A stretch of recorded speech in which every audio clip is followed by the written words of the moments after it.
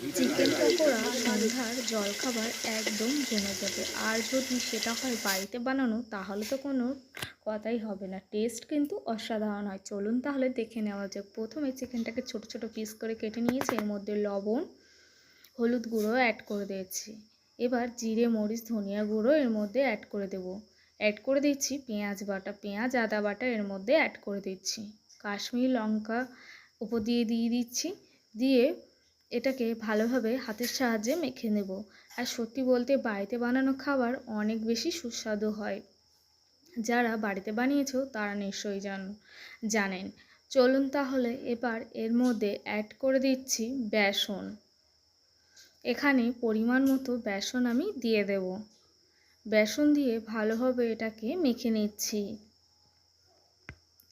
দেখতেই পাচ্ছ একটু শুকনো শুকনো করে মাখাচ্ছি, এর মধ্যে কিন্তু কোনো রকম জল পড়বে না।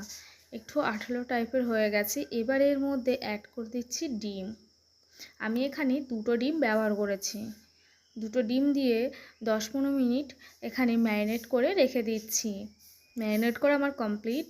এবার গ্যাসে কড়াইটা বসিয়ে দিয়েছি। কড়াইয়ের মধ্যে এবার দিয়ে দিচ্ছি সাদা তেল।